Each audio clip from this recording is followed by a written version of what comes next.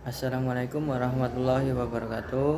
Di sini saya akan mempresentasikan eh, tentang perkembangan dunia industri halal di Indonesia.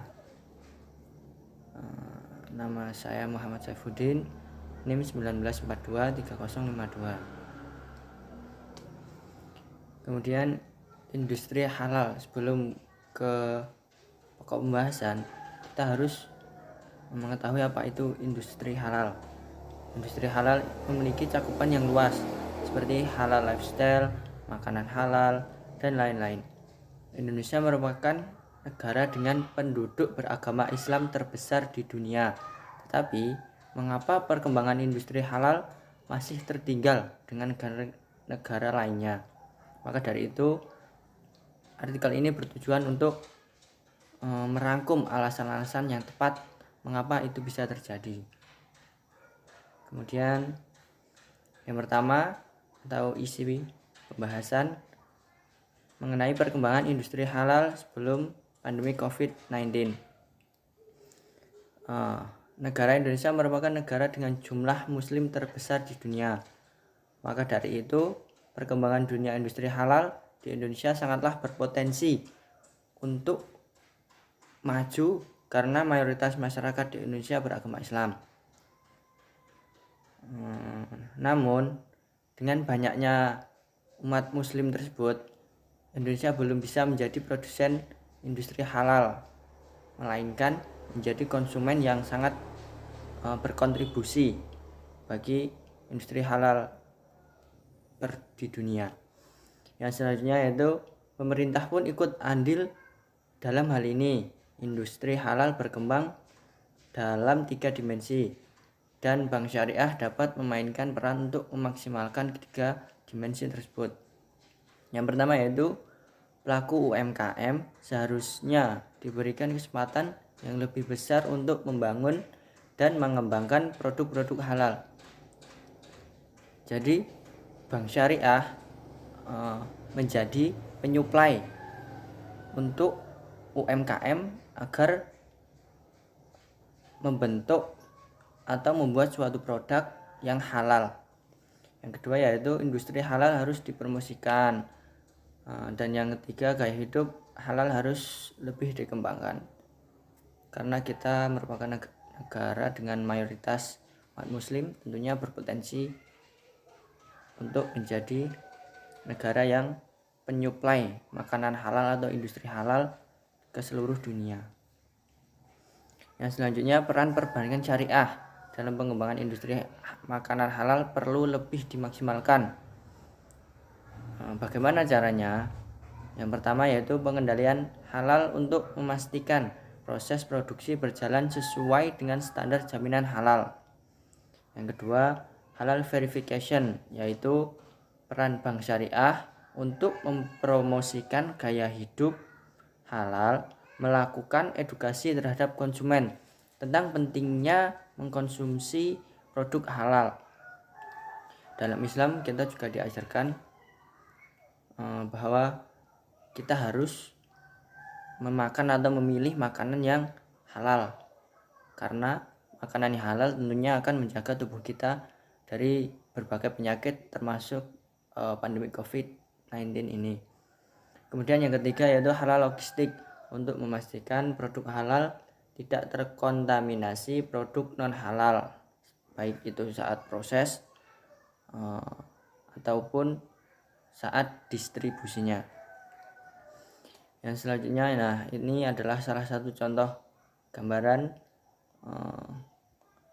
kedai kopi membuat kopi yang halal tentunya.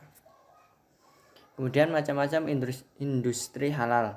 Saat ini ada 7 sektor industri halal yang berkembang. Yang pertama itu halal travel. Halal travel seperti mengunjungi tempat-tempat yang tentunya religi, semisal Masjid Agung atau makam pahlawan ataupun lainnya. Yang selanjutnya itu halal kosmetik, seperti bahan-bahan kimia. Yang ketiga modest fashion, kemudian halal food, tentunya makanan yang halal. Yang selanjutnya halal pharmaceuticals, halal media dan reaction. Yang terakhir yaitu Islamic finance. Kemudian halal lifestyle. Apakah itu halal lifestyle? Yaitu gaya hidup halal yang berkembang mengikuti perubahan zaman, di mana dapat dilihat dalam penerapan nilai-nilai Islam yang lebih modern. Generasi Muslim saat ini ingin beraktualisasi dengan menunjukkan pribadi Muslim zaman sekarang yang religius dan kekinian. Lebih lanjut, data Kemenperin menyebutkan bahwa 80% produk pakaian Muslim dijual untuk ke pasar domestik, sedangkan 20% dijual ke pasar ekspor. Ini merupakan salah satu pencapaian yang perlu kita tingkatkan. Yang kemudian yaitu makanan halal atau halal food. Perkembangan dan peningkatan perekonomian Indonesia di sektor industri makanan halal tidak akan dapat terlaksana tanpa adanya kerjasama antara berbagai pihak terkait. Oleh karena itu, perlu adanya integrasi peran pemerintah dan institusi keuangan syariah untuk meningkatkan daya saing UMKM dalam industri makanan halal. Kemudian pencapaian bagi negara Indonesia juga sudah mengekspor ke pasar global sebesar 3,8% atau setara dengan 7,6 miliar US dollar. Juta.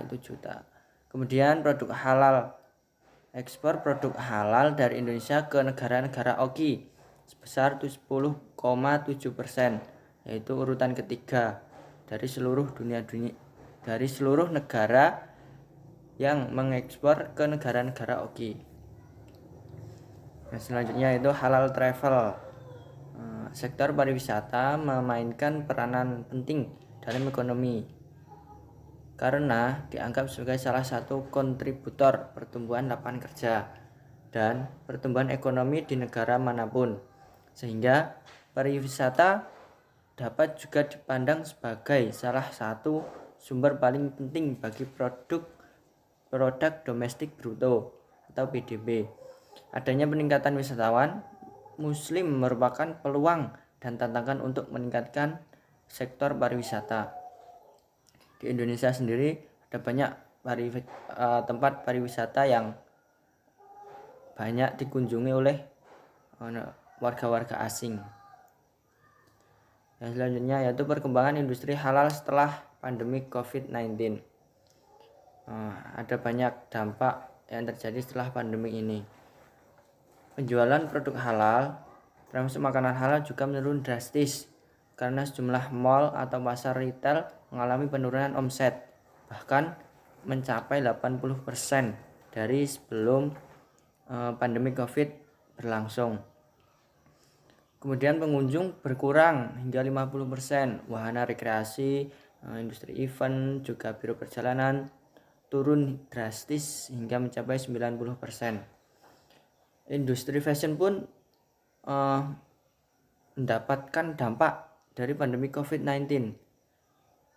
Penjualan menurun antara 30-50%. Namun demikian, ada juga sektor yang ternyata bangkit karena punya potensi, seperti transaksi mobile banking syariah meningkat sampai 80%. Transaksi e-commerce juga naik hingga 400%.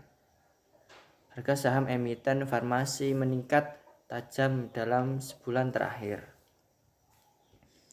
Dan yang selanjutnya itu kesimpulan. Kesimpulannya yaitu pada masa sebelum pandemi, perkembangan perindustrian halal sangatlah berkembang pesat. Meskipun belum bisa mencapai secara maksimal, tetapi sudah mengalami peningkatan dari tahun ke tahun. Namun, berbanding terbalik dengan setelah pandemi COVID-19, industri halal dalam masa pandemi menurun drastis sehingga hampir semua sektor terkena dampaknya. Di sisi lain, pandemi COVID-19 juga membuka peluang untuk mengembangkan industri halal. Misalnya seperti transaksi mobile banking, transaksi e-commerce, dan juga yang lainnya.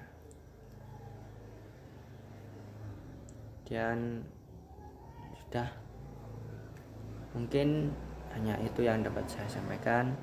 Kurang dan lebihnya mohon maaf. Wassalamualaikum warahmatullahi wabarakatuh.